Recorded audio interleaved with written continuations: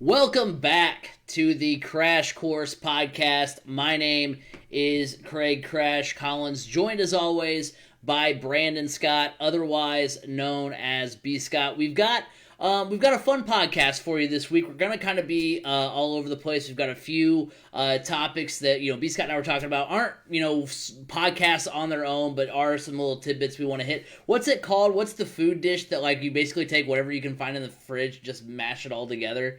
What is that called? Do you know? I don't know. I call it a buffet. There you go. That's probably the best. It's a smorgasbord of topics that we've got for you tonight. We're gonna talk some Pacers. They hire their new head coach Nate Bjorkgren. Over this past week since we last talked to you guys, we talk about the opening week for the Big Ten. Purdue and IU scoring big wins. And then we're also going to wrap up the IndyCar season. So B's got a lot to talk about in the world of sports. Yeah, I mean, it's great. We went from having no sports to having a lot to talk about. So let's jump right in with the Indiana Pacers' new head coaching hire. I know I'm super excited about this one. Yeah, let's go ahead and get right into it here. A few days ago, Pacers hired their new head coach, Nate Bjorkgren. He was the Toronto Raptors assistant coach since 2018. He did win the 2019 NBA Finals. That, of course, was the team that did have Kawhi Leonard. And then the Raptors this past season went 53-19. And he was an assistant with the Suns from 2015 to 2017, and he was a long-time G League head coach. He's 126-74 in the G League. He did win the 2011 title with Nick Nurse and the Iowa Energy. So, I'm looking at this hiring, and I'm skeptically optimistic. He did win the NBA Finals, but it was with Kawhi. He was with the Suns, but that was during a rebuild, so it's not even... I mean, some of the players that are currently on the Suns that are starting to get better were under his, guidance out there, in Phoenix, but, he was there during some of the more dismal days of the Phoenix Suns, and, I feel like the Pacers could have taken more of a chance and gone with Billups. Could have gone with taken more of a chance and gone with Becky Hammonds, but instead Bjorkgren is more of kind of, par for the course for the Pacers. It's a safe risk, because, I think Chauncey Billups would have been that risk because he's never been a head coach, and players turned head coaches are kind of a toss-up. I mean, if you told me in 2002, 10 years ago, which I know not 2002 isn't 10 years ago, but if you told me, 10, 20 years ago that Jason Kidd, was going to be head coach, in the NBA, I would have told you he was going to be a great coach because, he was basically made the Nets relevant for the longest time. And he kind of fizzled out. I mean, you see coaches or players turn coaches, and sometimes they work, sometimes they don't. It's kind of the same thing that you see in other sports as well. But yeah, I'm cautiously optimistic because we don't have the luxury. It's just like kind of in baseball where, a new manager gets hired, that kind of thing where, it's one thing if like it's the former catcher, this guy, you feel it in your gut, this guy's going to be the head coach, or it's not like, or he's going to be the manager. It's not like in the NFL where you're like, okay, that guy was a great offensive coordinator. I'm really excited to see what he does as head coach. It's kind of like in baseball when they hire like the bench coach to be, the manager. Like maybe it'll work, maybe it won't. You hire an assistant coach and you kind of wonder, okay, how much of a role did he play in their success? How much of it can be, attributed more to Nick Nurse than it can be to him? So there's a lot of positives you can take. When I saw the notification, I was like, I've never heard of this guy, but this is a very Pacers hire. This felt very Pacers-like to me, and not necessarily with a bad connotation, but just from the standpoint of, it's not the splashy guy that we kind of were hoping to get. It's more along the lines of, of just kind of, the kind of a safe bet to me. Look, you're right. This is a safe risk, but that's exactly what the Pacers needed at this point in time. The Pacers have a playoff caliber team. They need a guy that can help take them to the next level that's innovative. He is looking to run a little bit more of an innovative offense, not so defensive-oriented like Nate McMillan was. This guy, Nate Bjorkgren, if I'm saying that right, I don't know. He is a coach that has the respect of a lot of players. This is a coach that has a reputation for not just X's and O's through his time especially with the Raptors, but he has a reputation of developing players. I mean, when he was the G League head coach with the Iowa Energy, which is the G League affiliate of the Toronto Raptors, he was coaching up players like Fred VanVleet and got them to a level that would help then Toronto go on to win that championship. Remember, it wasn't just Kawhi that won that championship. There was a lot of players. Obviously, we saw that this past year with Toronto still being a very good team minus Kawhi. So he is very well known for player development, and anybody you talk to just loves this guy. Another thing, he also has some coaching experience alongside with TJ Warren when they were both with the Phoenix Suns. It's what it's starting to seem like is that the Nick Nurse coaching tree is something that people really want to tap into. Yes, I know this wasn't the splashy hire. This wasn't a headline breaker or anything like that that was going to blow up on Bleacher Report, anything like that. But I feel like this is the move that could potentially pay dividends like it did when the Pacers hired Frank Vogel. This is that kind of move that I have that feel that could eventually end up being like that. And if that's the case, I will take that all day, every day for the Indiana Pacers to have another coach like Frank Vogel. He is that type of coach. Vogel is that same type of coach. He was a little bit innovative, and he was a very good player developer. And that is what really helped him excel as a coach. And I feel like this is going to be the same thing with Nate Bjorkgren. And I'm really, really excited about this hire. I know it's not splashy. I know it's not the big name, but the Pacers aren't about that. They just haven't been. And I feel like this is a move that's really going to help put the Pacers, help them take that next step into title contention. And it'll be interesting to see now what moves they can make, in the offseason to help him build that roster to play out his style of play as a coach. And I mean, a lot of the stuff that I read up on him, said that Bjorkgren is very innovative and stuff like that. I just and like I said, cautiously optimistic because he very well could do a very good job. I mean, heck, when kind of in a way, it's sort of like the head coaching search for the Colts when they were going to get Josh McDaniels, and you're like, okay, that's the guy we want to have, and we ended up with Frank Reich, and then at the time we're like, well, I mean, hopefully it's good, and it turned out to be great. In my opinion. So, I mean, maybe it works out that way. I don't know. To me, it just feels like you hire a guy like Bjorkgren when you're actually when you're kind of trying to rebuild, develop a team. I mean, he's obviously a good guy with young talent. And, I mean, this is a year that's really kind of pivotal, an offseason that's really pivotal to the Pacers where, are you going to keep Miles Turner? Are you going to keep Victor Oladipo? What are you going to do on that kind of thing? So, it kind of seems like it's more of that's the kind of guy you hire when you're more in a developmental stage, not necessarily you want to contend for the Eastern Conference kind of way, if that makes sense. But the Pacers are still also kind of in a development sort of way. I mean, look, you still are trying to develop Aaron Holiday. You definitely still need to develop Goga Batadze.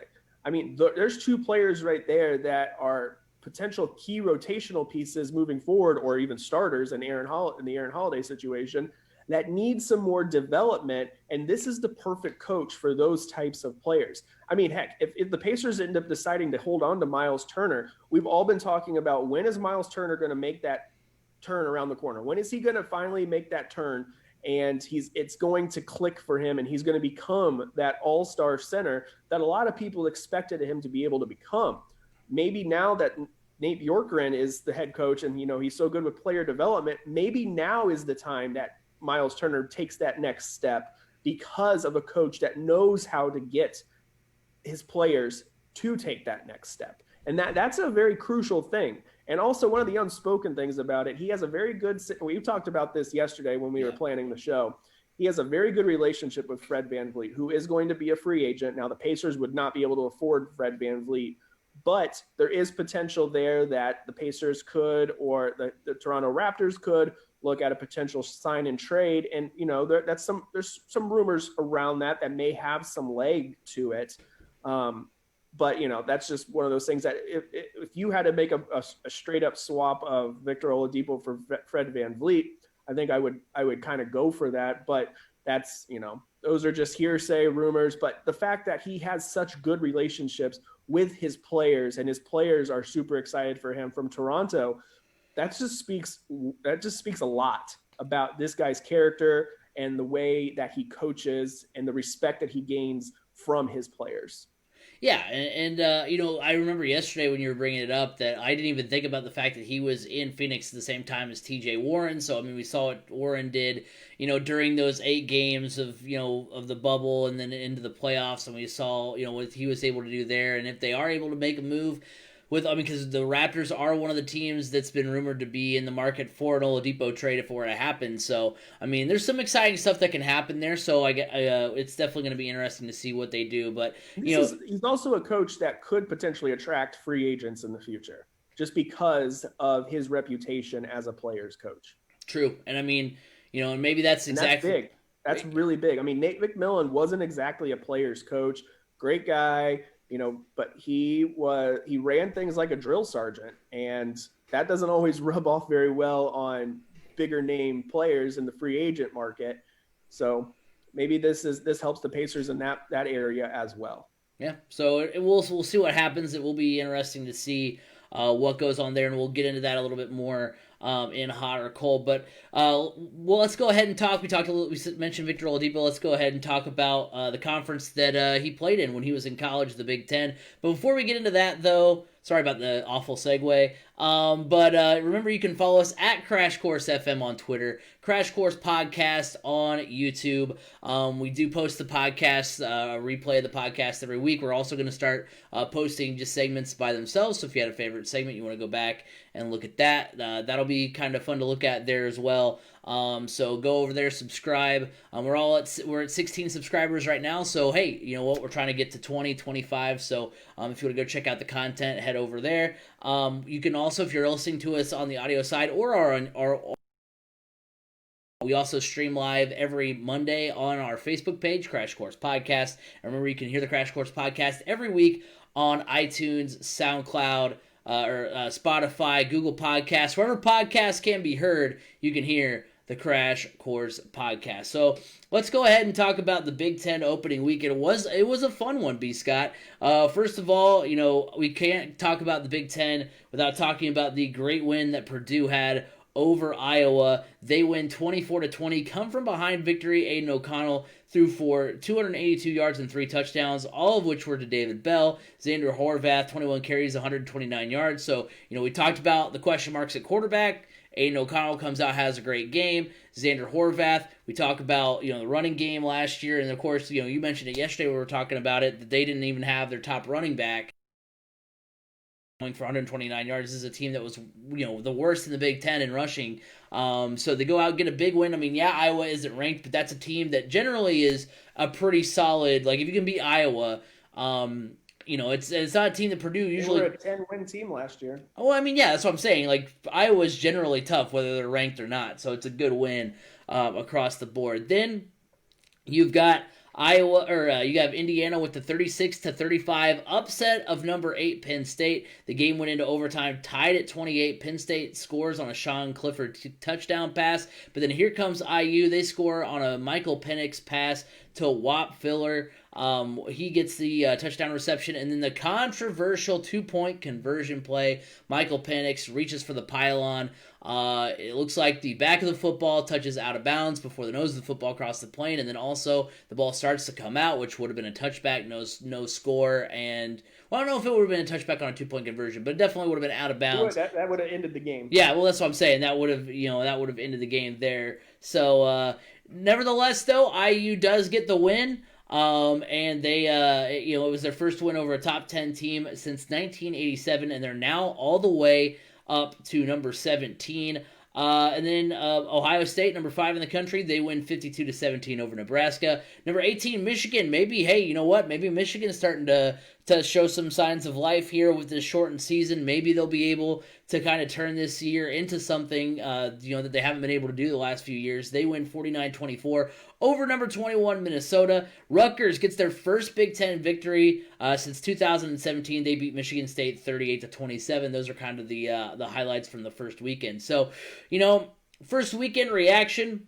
I'm very excited to see what Purdue can do because now we finally can see what they're capable of. Like I said, there was a lot of question marks going into the season, and they answered those question marks in a positive way, I think, in week one. Like I said, Iowa's a tough team to beat.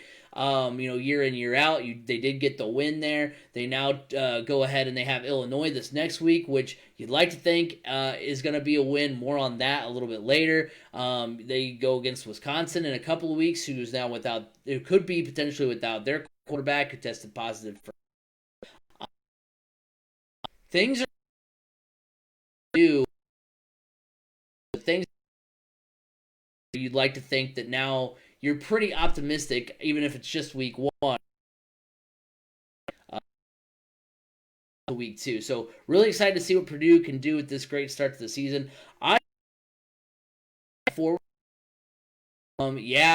They still have the gauntlet that is, their side of the Big Ten with Ohio State and Michigan and all that kind of stuff.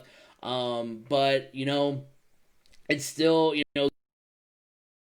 to kind of find their footing a little bit. And now the big cross that Ohio State can finish at least with one loss as Big Ten champs. I think that's a little bit more attainable now that Penn State's lost. I don't think they're as good as we maybe thought they were. So now they're really hoping, because now that Penn State has lost, in my opinion, thinking longer term here, and maybe not so long term, because we are getting, believe it or not, we're less than a couple months away from the, selection show and knowing who the teams in the college football playoff are going to be. So now it's kind of like, well, hopefully Michigan can be something, but now that Penn State has lost, now, what do we see here now, from Ohio State isn't going to be that team, but I think now their path is a little bit easier after what we saw on Saturday. Yeah, I was really excited to see Big Ten football back. Started off with a big bang on Friday night with Wisconsin over Illinois. Redshirt freshman quarterback Graham Mertz throwing for 5 touchdowns for the Badgers. I mean, come on, five touchdown passes from Wisconsin? How many they usually get in an entire season? But looking at the Purdue-Iowa game, that wasn't just a big win for Purdue. That was a huge win for Purdue, especially when you look at Purdue's schedule. Purdue has one of the easier schedules this year in the entire Big Ten, and actually has some aspirations of making it to the Big Ten championship game.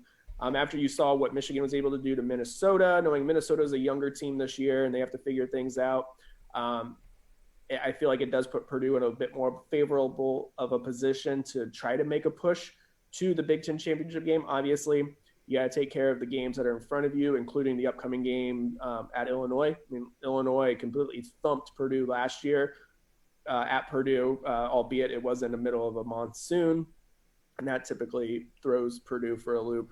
But this was a huge win for the Boilermakers, mostly because you're without your star wide receiver, or one of your star wide receivers, in Rondale Moore. You're without your number one running back in King Daru. You're without your head coach in Jeff Brom, who was out with COVID. You're without your brand new special teams coordinator, Marty Biaggi, and you were down to like pretty much a graduate assistant running the special teams. And then on top of it, you're also introducing in a new defense with a new defensive coordinator after a shortened off season and no spring practice, essentially. So for Purdue to come out and get a win against Iowa, it was basically this is their first win, season opening win in the Brom era, whether it be Jeff or Brian coaching as the head coach. This was the first season opening win for them, and that's a big deal. So now Purdue has an opportunity to start the season 2-0 for the first time since 2007, my sophomore year at Purdue. I mean, that's a long time ago. That was a long time ago. But this was a big step because Iowa was one of those games that was a 50-50 game. It was, it was a toss-up if Purdue could win. And then as the dominoes kept falling. You go, no Rondale. Okay, they can overcome that. They have David Bell still. It's okay. No Jeff Brom. Oh, this is getting harder. And then the night before the game, you find out no King Daru. You're like, oh my gosh, there's no way. There is no way this is going to end well for Purdue. And for them to come out and play the way they did against Iowa, that was great. The IU win over Penn State, hats off to IU, whether that was a win or not. That will always be up for debate. I do believe that the ball was out of bounds before it crossed the plane, but because the ruling on the field was that it was good and there wasn't enough to overturn it, you go with that call. I don't want to take anything away from IU. IU is a very good football team, but Penn State is one of the most overrated teams over the past 5 years. They have the most losses when they're a top 10 team. Them and Auburn have the most losses over the last 5 years as when they're ranked in the top 10. So it kind of tells you something. And this is something when we did our preview just last week, I said, hey, Penn State does struggle out of the gate. Look how many times in the past few years they've almost lost to Army. They've almost lost to Appalachian State. So they've almost lost to Kent State. They've almost lost to Pitt, so on and so on and so on. And that's exactly what happened. But IU, this was a big win for your program, a big step forward for you. It really was. But do not be banging your chest calling for a national championship run or even be looking at a run at a Big Ten championship game appearance, because you still have to go through Michigan and Ohio State. Yes, you beat Penn State, but who does Penn State really have outside of Pat Freiermuth? I mean, yeah, Sean Clifford had a really good game, but they don't really have that. They don't have the weapons. When you look at Ohio State, they're just loaded top to bottom. I mean, it's scary how loaded they are. And you may be on the same level now as competing in the Big Ten as Penn State. We'll see how you do against Michigan. But no, you are nowhere near the same level as Ohio State. Ohio State doesn't contend for Big Ten championships. Ohio State contends for national championships. And that's plain and simple. So for the people out there on Twitter and everything, they were like, I am so excited for this Purdue versus IU Big Ten championship game. Let's pump the brakes. Let's pump the brakes there big time. I honestly, when we were talking yesterday, I said, look, the path for both Purdue and IU to a Big Ten title game is very different. Yes, they're both 1-0, but I still believe Purdue still has the easier path to Lucas Oil Stadium than IU. And things just got a little bit easier for the Boilermakers with Graham Mertz potentially having COVID and having to be out for 21 days. That includes the game against Purdue. So that, those types of things, that's why I believe Purdue has the easier path to a Big Ten championship game. But right now, if everything kind of plays out the way I think it could potentially play out, you could see Purdue finishing third in their division with losses to Wisconsin and Minnesota. I'm going to go ahead and say, as of right now, those will be losses. That could change. And I think IU finishes third in their division behind Ohio State and Michigan. And that'd be that's great improvement for both of these teams. But what's funny is that both of these teams finish up the regular season with each other. And the following week, there is the Big Ten championship game, and then teams 2 and on down in each division are matched up against each other. So there's a very strong possibility that we could see Purdue versus IU in back-to-back weeks. I think that would be kind of funny and almost kind of boring at the same time. I would love that if that happened. I think that would be great just because of the fact that, because this will be the first time ever that, because think about it, if you're Purdue, and even if you're IU, whoever wins that first game, there will be a lot of pressure, even though there's nothing really to technically play for. There will be a lot of pressure, as far as maybe not with the teams themselves, but with the fan bases at least, where, if IU wins the first game, they'll be talking crap all week and then have to hope that IU backs it up against Purdue the following week. Or if by chance the same team wins both weeks, then that's basically extra bragging rights that you'll have the entire year of you played us twice back-to-back weeks and you couldn't even beat us. So I'd like that as much as I want to see Purdue in the Big Ten championship and think that, like, hey, who knows, one game, if Purdue's undefeated, what could we possibly see, from that, type of game, against an Ohio State. I'd almost, that would be a nice kind of secondary consolation prize of, like, let's get this rivalry, like, more intense than it already is, basically. Now, my question would then be, you have the bucket game one week. The winner gets to attach a new I or a new P to the bucket in the chain. Do you attach a letter? I think for the next week. I think whoever wins, it's like, because it's for every time Purdue and IU have played each other in football, they attach a letter. I mean, obviously, this is a new and they keep the bucket, right? They keep the bucket. And they get to keep the bucket, yeah. So I think it should work. I don't know if you're familiar with these as much, but I used to deal with them all the time when I was doing PA at my high school, public address announcing. Whenever, like, you would have a softball or baseball doubleheader, the first game against the doubleheader, if it was against your conference, that would count towards conference play, and the second game wouldn't. So I think if that does happen, I think you attach a letter, but whoever won the first game gets to keep the bucket. Because that was the true bucket game, as opposed to I like that idea rather than being like, well, you get it for a week and hopefully you can keep it because you get to play them again next week. So I like that a whole lot better. Or maybe, I mean, I guess you could maybe go off total points. Maybe be like whoever, like if IU wins, the first time 55-35, and then Purdue wins by 21 the following week, we'll be like, well, Purdue technically outscored you by 1, so they get to keep the bucket. But no, I like the idea. I think this is all going to be a moot point anyways. It will. I think Purdue ultimately ends up. I'm not going to say ultimately ends up in the Big Ten championship game, but I could see them finishing in second place. Yeah. But I was like, I do think they should add a letter regardless. Now, what they do about whoever keeps it, that's another thing. But I do think they should at least add a letter. And then even if they want to do something special with that letter, be like, this is when we had to play twice because of COVID. Like, okay, that's fine too. Because also, we've talked about it before. Like, this is a concept that I kind of hope they keep. So, me too. So this could potentially not be the only scenario where this could happen. Is that just kind of a one-off year? So it'll be interesting to see. But yeah, before we get into our IndyCar talk and that kind of thing, let's go ahead and get this quick word from Anchor and Ballot Ready. The Crash Course Podcast is brought to you by Anchor. Looking to start a podcast but don't know where to start? Look no further than Anchor.fm. Anchor allows you to record and edit your podcast right from your computer or mobile device, and will distribute it to other sites such as Apple Podcasts, Google Podcasts, and Spotify. On a budget, not only is Anchor completely free of charge, but will allow you to make money from your podcast with no minimum listenership.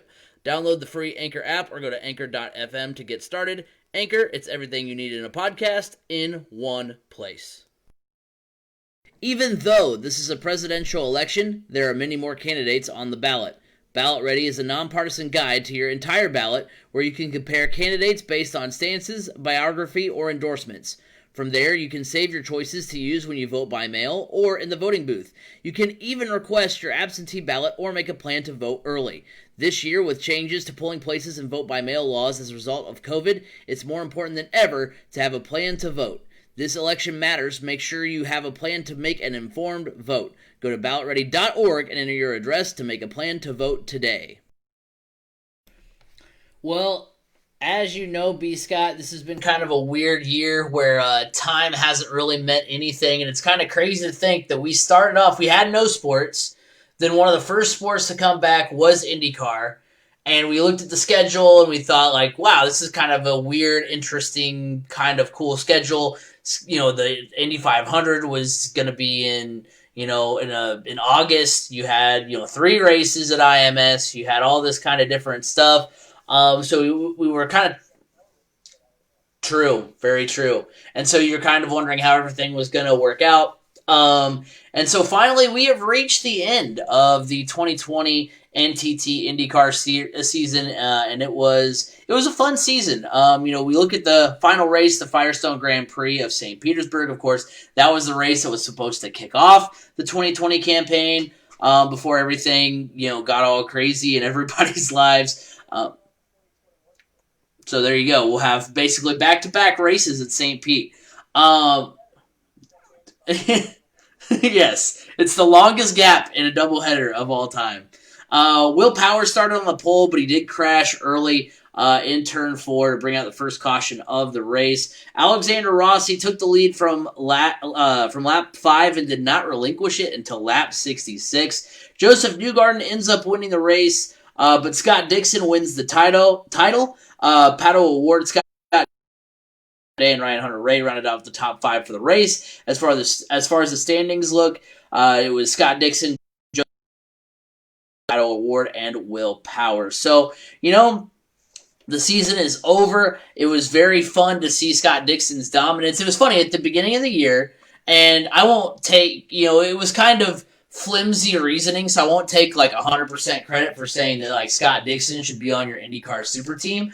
But I kind of did say, I know this was solely for the Indy 500, but I did say that Scott Dixon should be on your Indy 500 super team. And you know what? Scott Dixon had an amazing year. He won 3 of the first 4 races. He ended up winning 4 on the year. And this is, in my opinion, what what IndyCar and auto racing should be, is just about consistency. Because he had 9 top 5s, and out of 14 races, 13 of them he finished in the top 10. So he just had a dominant, great year, and that's kind of what you want to see. I know that, that's where, NASCAR, we're not going to get into the NASCAR IndyCar debate, but that's where kind of NASCAR has lost me over the years, is the fact that, you have, basically, you have these two, you have, the system that's a playoff when really a playoff shouldn't really exist. And then on the other side, it's about consistency and who is the best over the entire year, not necessarily who wins the most races or who wins a one-off race playoff. So I think this is exactly what it should be. And I think Dixon, just had a phenomenal year. I mean, he won 4 out of 14 races, and then the rest he just, was good, had a good car, stayed competitive. So it was fun to see him have, the kind of year that he had where he didn't necessarily need to win a ton of races, but he was dominant at the start, and then he just kind of coasted from there. So congratulations to him. And then it was also kind of fun to look at some of the younger guns start to come up as well. Colton Herta, Pato Award, Felix Rosenqvist, they kind of emerge as young stars, which will be a nice mix going forward with Alexander Rossi, Josef Newgarden, and Scott Dixon. So I think, next year, I think in a normal season, and not to say that, Scott Dixon can't do the same thing that he did this year next year, because he very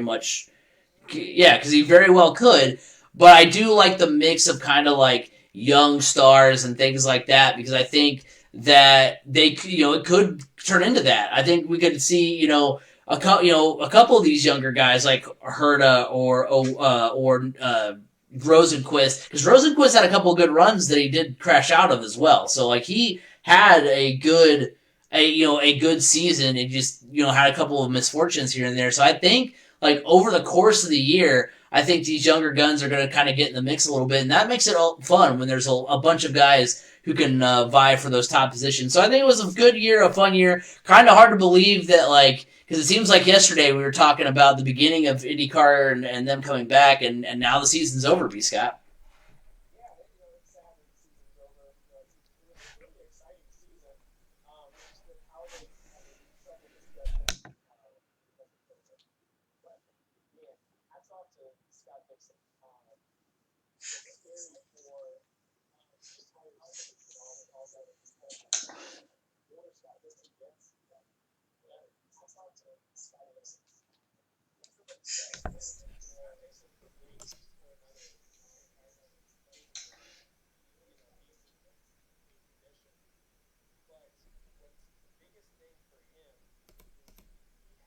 20 years of experience. 20 years of experience.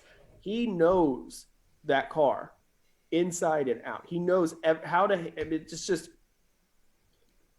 I mean, you almost become speechless with how well he can drive, and especially you saw it this past weekend, and with all the wrecks on the restarts, the tires were slick because they built up marbles, they were cold, and people just kept wrecking. Either they wrecked on their own or they got Sado'd, one of the two. And if you don't know what Sado'd is, it's when you get wrecked by Takuma Sato because of his reckless driving. But that's another topic for another day. But Scott Dixon knew how to handle his car in those situations and knew how to be aggressive with his car in those situations as well. I mean, he was really, really good on restarts. I mean, so was Josef Newgarden as well. So you look at that battle. I feel like this is going to be a battle we're going to see for several years to come. But everybody be like, well, Scott Dixon's 40 and, Josef Newgarden's not. Scott Dixon's going to be racing for a long time. He's going to be racing for a long time still. He's going to be the Tom Brady of IndyCar. He's going to be definitely. He's going to be definitely. Yeah. But it's just when you look at a picture of consistency, it's Scott Dixon. He does not make mistakes. He does, but it's very, very, very rare. And if there is a mistake, it's because of some other circumstance out on the track or something mechanical. Even mechanically, his team does not make mistakes. I mean, we may see some mistakes here and there with other Ganassi cars, but you just do not see them out of the 9 team. And that is a testament to just how in tune this team is, not just with their driver, but as a whole. And it's just unbelievable, the kind of dominance that they have. I mean, we all saw how dominant he was at the start of the season. He ended up only winning 4 races. He won 3 consecutive. You would have thought that he was just going to run away with this thing based off of those 3 races. But, he kind of did there for a while. He really did. So that's why you also got to take your hat off to Josef Newgarden, who really trimmed down that lead. Josef Newgarden did everything he needed to do to win the championship. It's just, you can't count on Scott Dixon to make any mistakes. And that's essentially what needed to happen this past day for Josef Newgarden to win the championship. So I'm super excited about the future because I think this is a rivalry that is definitely brewing. And I think obviously Scott Dixon and Josef Newgarden are the faces of the IndyCar series. I know a lot of people want to say Alexander Rossi is as well. Alexander Rossi was not good this year. I think he'll say the same thing. He just was not good. It just was not his year. I mean, look, he had a really dominant car on Sunday, and while leading the race, had one of those situations like everybody else did on restarts, where a lot of other people did on restarts. His tires were too cold, got a little messy, and he ended up in the wall. That just kind of was a summation of the year Alexander Rossi has had. I think he's ready to pack up 2020 and move on to 2021 as well. Same thing with most of Andretti Autosports. But I'm really excited for the future of IndyCar. Like you said, there's a lot of young stars that are up and coming. I don't know if I would really put Felix Rosenqvist in that up and coming young star category. Yeah, he did get get a win this year. Good there. He is moving on from Ganassi Racing. He is moving over to Arrow McLaren Schmidt Peterson. I mean, that's a mouthful. It used to be just Schmidt Peterson. But he is moving on over there, and he is taking over the seat of Oliver Askew, who is essentially a free agent now. But so that will be interesting to see how he can learn from that team. Obviously, Pato O'Ward, I'm really excited to see the growth of him. Had he been able to pull off get the win on Sunday, he actually would have finished the season in 3rd in the point standings. So that would have put Arrow McLaren basically right behind Ganassi and Penske as right up there with them. Essentially, they finished right behind. They were essentially right there. But Colton Herta, this is a young driver that is going to be making a lot of noise, I feel like, in the years to come, if not next year. For a driver that young, it's really tough to overcome what Scott Dixon did. There wasn't many drivers that could have beaten Scott Dixon in the championship standings. I think Josef Newgarden was one of those drivers that could actually, who he whittled down that lead very well, and I don't think many other young drivers could have done that. But Colton Herta will be a championship contender in my opinion in the next couple seasons, if not next season. So I'm really excited for the future of IndyCar racing.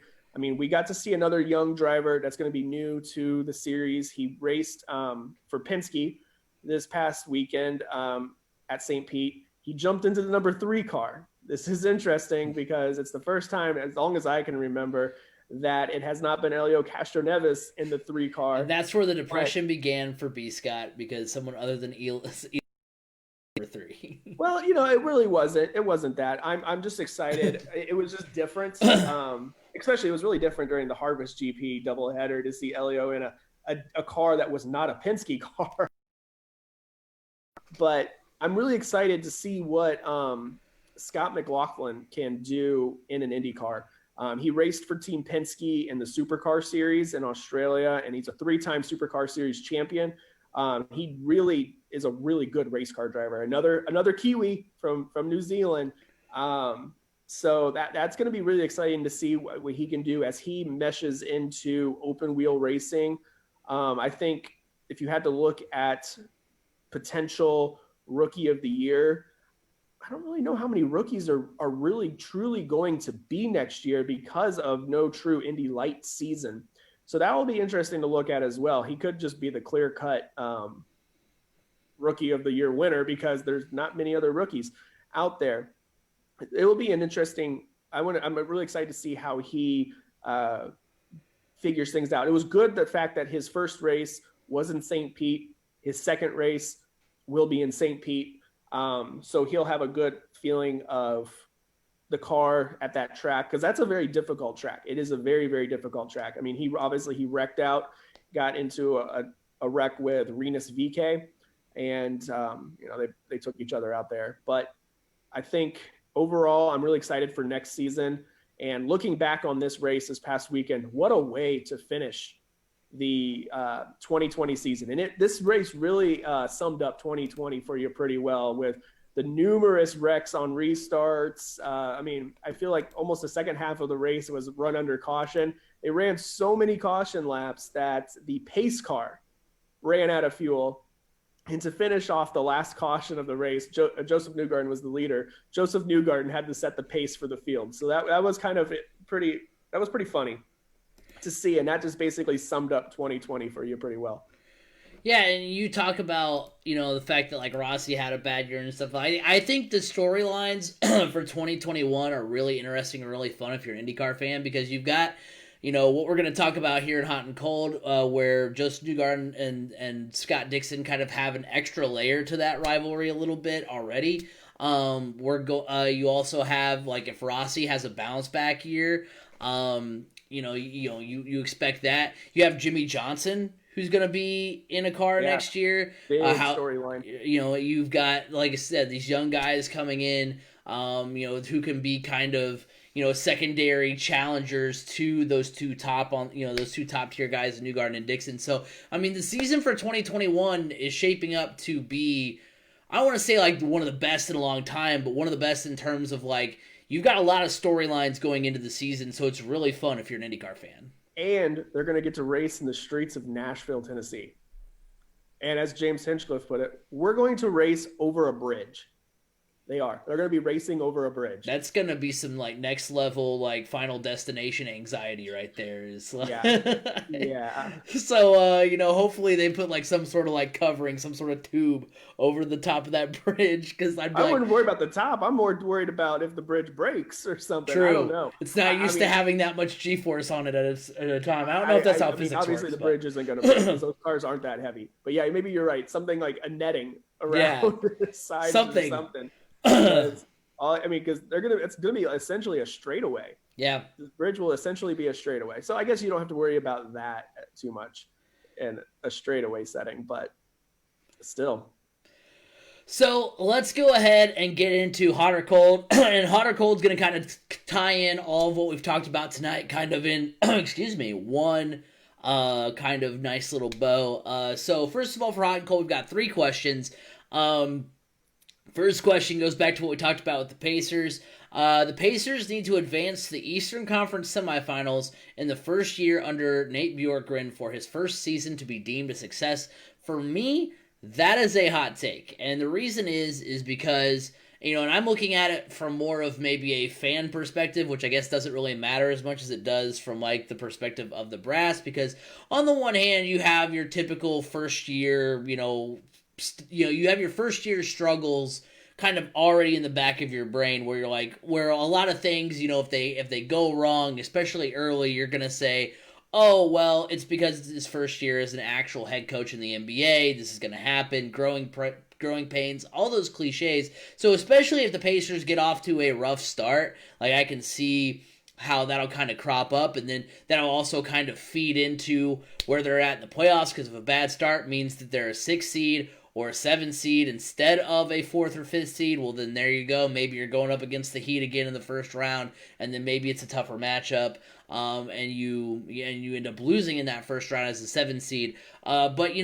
what I'm looking at it from the perspective of, there's a lot of uncertainty with this next season for the Pacers. What's the future of Oladipo? What's the future of Miles Turner? What's going to happen there? They can't really make a whole lot of free agency moves this year. So, what is this team going to look like? And so your hope was, is because, remember, Nate McMillan, the reason why he is no longer there is because, this was like 2 weeks after signing an extension. They lost in the first round. They got swept in the first round for the second year in a row. Bounced, a couple years ago by the Celtics, now by the Heat. Which I forgot to mention it when we talked about Nick McMillan getting fired. I did like in the press release how they were like, he's like 8 and whatever in the playoffs. I was like, you didn't have to do my man's like that. You didn't have to bring up his playoff record. But yeah, I mean, it from the standpoint of like how it's going to be perceived, because guess what? What's going to happen, I can see the Twitter posts already, which, like I said, not what's important to a professional franchise all the time, at least. But, how it's going to be, where if the Pacers go into a first-round matchup, as, let's say, the 5th or 6th seed, and they get swept or lose in 5 games, people will be like, well, we've changed head coaches. We had Victor Oladipo for 3 years, and all it got us was 3 straight first-round exits. And I think 4 straight if you go back 3 straight, I think it is. But anyway, however many first round exits it's been, I think and that also doesn't really mean that if they lose in the first round, it's a failure. It can be in the middle. It can be, not deemed a success and also not deemed a failure. It can just be like, well, first year struggles, whatever. But I just think it will not be looked at as successful unless they can get out of the first round, just because of the history of this team. You moved on from a coach because he couldn't get out of the first round, and then you're right back where you were. It'd be the same. I would feel the same way. I mean, I'm sure Sixers fans would feel the same way if next year, whoever they got, if they go in with Doc Rivers and lose in the first round next year as well. They'll be like, well, what do we do all that for then if we're just going to be in the same place? So that's where I'm looking at it as, like I said, it may not be the most logical thing, but I just look at it from a perspective of a fan, where I'm not going to say the guy should be fired after year 1 if he doesn't make it to the second round. Not what I'm saying. That's what some people on Twitter would say. But I'm just saying that, I think that, you look at getting rid of a coach like Nate McMillan because of his failures in the playoffs. So if you relive those playoff failures with a different head coach, it's kind of gonna raise questions on whether or not you hired the right person.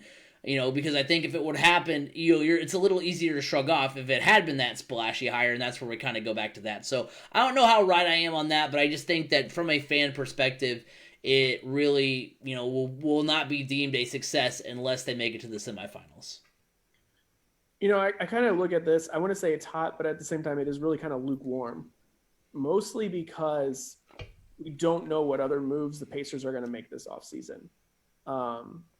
If they go into next season with this same roster, I feel like you can look at if them not getting swept in the first round as a success. Because is this team that's built right now, is it a team that could move on to the semifinals? I don't know. Mostly because I really don't know what the rest of the East is going to look like next year. What is Milwaukee going to look like? Obviously, Miami is going to probably be even better. How's Philadelphia going to be? What are the Nets going to look like with a healthy Durant and Kyrie Irving? I just kind of feel like with not knowing what other moves the Pacers are going to make, you can't really say getting out of the first round is not a success for a first year. I would almost say not getting swept in the first round is a sign of success because of just being swept the past 2 years in the first round. You just need to show some sort of sign of improvement. And I will deem you that as a successful first year for his coaching tenure with the Indiana Pacers. But, I'm still very excited for this hire.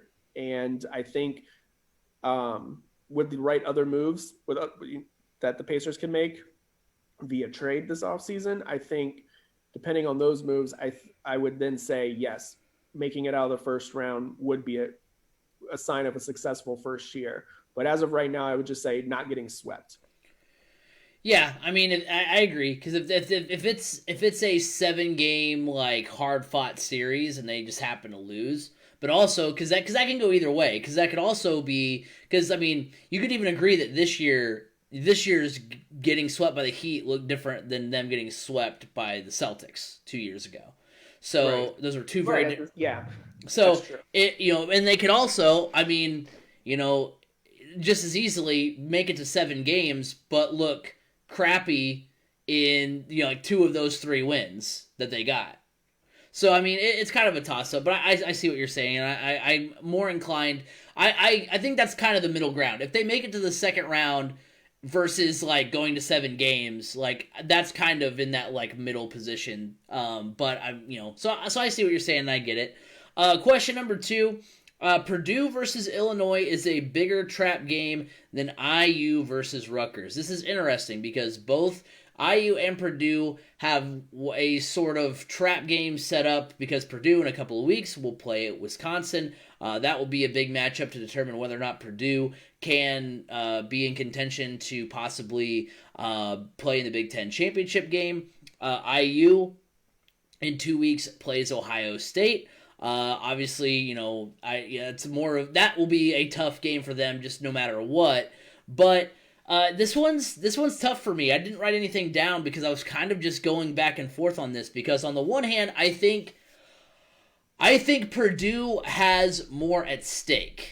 I think Purdue has more at stake in their game against Wisconsin than IU has against Ohio State. IU thinks they have as much at stake as Purdue does. In that 3rd week of the season, but they really don't. Like, I really don't understand, and I hope that this isn't a sign of like how rankings are going to be done the rest of the year. I kind of understand it, but also it kind of scares me. Like, I understand why, like in a way, why IU would now go from being unranked to ranked after beating a top 10 team in Penn State. Do I agree that they should be number 17? No, I think they should be in the 20s. But that kind of worries me a little bit. But I think IU, because you look at these 2 games just kind of in a vacuum, Purdue versus Illinois, like this Purdue should have an easier time with Illinois theoretically than IU and Rutgers, because IU and Rutgers are actually both coming off of big wins for their program. Like Rutgers finally getting over the hump and winning a Big Ten game for the first time in 3 years, and then you have IU beating a Big Ten beating a top 10 team for the first time in 13 years. Or 23 years, or however many years. Math is hard. Ball State education. Yeah, it's that Ball State. Oh, wait, it's 33 years. Dang it, I messed it up twice. But anyway, I was born in 87, so yes, I'll be 33 this year. B. Scott's old. Focus on that, not me screwing up math. All right, so I mean, I think it's honestly, I want to lean more towards Purdue, because they have more actually at stake. They and will be playing a lesser opponent in Illinois. This will be a game where that is your classic trap game of, hey, next week's really big. They're like, but this week we can sleepwalk through this week and we'll be fine. I'm not B. Scott, before you say anything, I don't think Jeff Brom will let it be that way. But that's just what this is an easy, like if you're looking at trap games, this is an easy thing for them. I think for IU, They now know that Rutgers is not a pushover in the Big Ten anymore, or at least has won a game and is at least going to be a more viable opponent. And I just think the one thing that makes me want to lean a little bit over to the IU side is the fact that they're actually ranked, and now they have kind of that reason to puff out their chests and take Rutgers. We don't have to worry about Rutgers. We're ranked now. Like, that's what I think IU might be thinking. But I'm going to lean a little bit more towards Purdue just because they have more actually at stake. I think IU kind of knows, like, hey, even if, I think IU thinks that they're like, okay, you know what? The big step is past us, but we still have, at least two very tough matchups in Michigan and Ohio State. Like, I think Purdue's game against Wisconsin could quite possibly be for the Big Ten championship game, who represents that side of the Big Ten. Whereas, IU versus Ohio State, there's still a lot of football to be played on that side of the conference. So I'm going to lean more towards Purdue, Illinois. So I will say it's a hot take. I'm actually going to say this is a cold take. Very slightly. Not very slightly, but, most time I would say this is a hot take because this game, this Purdue versus Illinois game, is a type of game that Purdue would lose under Jeff Brom. And a matter of fact, they did last year. And that is why I believe this is a cold take. Because of how bad Purdue got beat by Illinois last year, Purdue is going to go in there with a chip on their shoulder against Illinois with something. They're going to have something to prove against Illinois. Yeah, there's a chance they'll be looking ahead to Wisconsin, but honestly, because of how bad they got embarrassed by Illinois last year, I just don't see that happening. I see them focused on Illinois. I do see IU overlooking Rutgers because IU beat Rutgers last year pretty badly. IU is now ranked. IU did just beat a top 10 team. And now they're looking ahead to saying, Ohio State, we're coming for you. This is our time. We're coming for you. And Rutgers saying, hey, we're back. We just won. We're an FBS school again. We're in the win column. Don't sleep on us. And Rutgers is a team that other teams typically do sleep on. Look, Jeff Brom's first year, they came off of a big win the week before. I believe it was against Nebraska or Minnesota. I don't remember who it was, but Purdue was doing pretty well. Went into Rutgers, went into Piscataway, New Jersey, and lost to Rutgers. I believe that was Rutgers' last Big Ten win.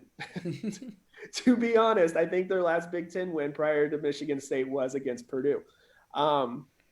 But this has the potential for IU more so to sleep on Rutgers looking ahead to Ohio State because of all the reasons you mentioned. I just don't see Purdue overlooking Illinois looking ahead to Wisconsin based off of what Illinois did to Purdue last year. Purdue's going to have a chip on their shoulder and have something to prove against the Illini. So that's why I'm going, this is a cold take. Final question, and it's a very interesting one. Scott Dixon. Scott Dixon. This was courtesy of B. Scott. B. Scott came in clutch for me, helped me out with the questions last night, and I was like, you know what? This one is a very good one. It's a tough one. Scott Dixon and Josef Newgarden will both, that's the key here, break AJ Foyt's record of 7 championships, which means both of them are destined to win 8 titles. And for me, this is a cold take because I don't think both of them will. I think Scott Dixon, the thought I was having, here as we were kind of going through these hot and cold questions, as I was like looking ahead to, for the next question, I was like, you know what? It's kind of, in a way, because remember, Tiger Woods was right there, close to the record for most majors, and then all the stuff that happened with Tiger Woods, which I don't see happening to Scott Dixon. So I think Scott. You're right. I don't see Emma throwing a golf club. Yeah, I don't think. Windshield. I think it's a little bit of a different case. So, and the fact that and I agree with you. The fact that you said that hey, Scott Dixon could be racing for a long time still, even though he is creeping up there in age. And I mean, not a long time, but into it, At least another 5 years. Yeah, into his 40s. 5 years. So I have more faith in Scott Dixon winning 2 than I have in Josef Newgarden winning 6. He'd need 6 to get to 8. Because of what we talked about earlier. Because I mean, I don't know. You can tell me if this logic tracks, because I think Scott Dixon. We talked about kind of the younger crop of drivers starting to kind of form up against. Josef Newgarden will have to race against them for longer than Scott Dixon will have. I have more faith that Scott Dixon can win 2 out of the next 5 to 7 than I have with Josef Newgarden having to win 6 out of the next 15 to 20. If that makes sense. I want to argue this because I understand that Josef Newgarden has a longer time to get there, but I think that those challengers to Newgarden will be there the entire time. Dixon, I think, has proven he can do it more often against all types of. I mean, because Scott Dixon was doing this, with kind of the old batch of superstars that we had when he was kind of the young gun. I think Scott Dixon is more proven. I have more faith that he can win 2. Not to say that Josef Newgarden isn't good. It's just saying that I don't know that he will win basically a fourth of the of his next 20 years in the sport. I don't know that he'll win a championship a fourth of the time. Yeah, this was a tough one. This one is a very tough one, but I'm gonna go with a hot take. Mostly because when you look at Scott Dixon's championships, he's won them here as the older he's gotten. Yeah. And yeah, I think Scott Dixon wins 2 more. I mean, prove me wrong. Scott Dixon wins 2 more championships. Change my mind, essentially. He's not showing any signs of slowing down. He's very consistent, and that's key to winning an IndyCar championship is winning the Astro Cup. You just have to be consistent. Every race, just be consistent. And we're starting to see that from Josef Newgarden as well. He is just consistent. Even if he does not have the best car out there on the track and he's not contending for the win, he's up there in the top 10, up there in the top 5. He's not having DNFs. He's not wrecking the car. It's very consistent. He makes aggressive moves when he needs to make aggressive moves. This is very reminiscent of Scott Dixon and his racing style as he's gotten older as well. So, and yes, Scott Dixon when he was younger, he was contending against guys like Dario Franchitti, Dan Weldon. I mean, so on and so on and so on. There was a lot of drivers he was contending against as well. I don't think, I feel like we could be looking at a Colton Herta later on in Josef Newgarden, like we're looking at Josef Newgarden and Scott Dixon. Maybe not on the same level, but you just never know. I wouldn't have thought Josef Newgarden would be up here contending for 3 championships in 4 years all that long ago. I thought he, maybe contending for a championship here or there, but essentially the past 4 years, I want to say, the past 4 champions have been Josef Newgarden or Scott Dixon. So True. I think it is very realistic to think that Josef Newgarden could go on a run or could, have the type of success throughout his career that we are seeing from Scott Dixon. And I'm not. I'm going to say it is a hot take. And also, I'm also saying this because, yes, AJ Foyt ran forever, it felt like. But I don't know. I just feel like, both of these guys have some of the best equipment underneath them. True. Every season. Penske power, Ganassi power. It is what it is. And I don't see. I do see people coming up and contending for other championships, and I don't see them being Josef Newgarden and Scott Dixon year in and year out every year. I'm not going to say that. I do think, you are going to see other drivers get in there and win championships as well. Colton Herta, potentially Pato O'Ward, those types of drivers. But I really do believe Josef Newgarden is setting himself up to be the next Scott Dixon-like driver for the IndyCar series as Scott Dixon's career winds down, whenever that may be. But a lot of the things that we're seeing out of Josef Newgarden now are the things that we see out of Scott Dixon as well. And that is that's championship caliber driving. So I believe it is possible. I think it's more possible than not. Yeah, I mean, because the question you basically have to ask yourself, because AJ Foyt, I mean, obviously, yes, AJ Foyt raced a long time, but when is the last time he raced? It's been a long time. And how many other drivers have we had, that, I mean, maybe not we're on the same level of Scott Dixon, but that's kind of what I'm saying is that, like, you're asking if, do we have one once in a generation race car driver in the league right now, or do we have two, twice, I guess it would be twice in a generation IndyCar drivers in the league right now. So, and I think I think Scott Dixon will definitely get there. It's just whether or not Josef Newgarden can, because again, I mean, it's tough. I mean, not to say that it will be easy for Dixon and not for Newgarden, but like, I mean, not to hit close to home here, B. Scott, but like we thought Elio would have had his fourth IndyCar or for his fourth Indy 500 by now. I know it's a race, not a whole season. A lot of things can happen, but you can have really fast starts and then kind of fizzle off as the competition gets greater. And I think that's more of what Newgarden's going to face than what Dixon's going to face. I think Dixon has proven that he can go against the old crop when he was younger and the new crop when he was older. I think Josef Newgarden's proven that too. He's going against the older crop when he's younger, and he's going to eventually have to face this younger crop as he gets older. True. I just feel like, I mean, obviously honestly, let's be honest, the likelihood of this happening is pretty slim, but I do feel like there is a chance that you could see that. When I look at Josef Newgarden and how he races, every time he's in the car, it doesn't matter. He could have the worst car in it. He doesn't have a great car, but he's just consistent. He makes the moves at the right time. He's a smart race car driver. The only thing I think that could really derail him from capturing or surpassing the 7 mark is another series that comes calling.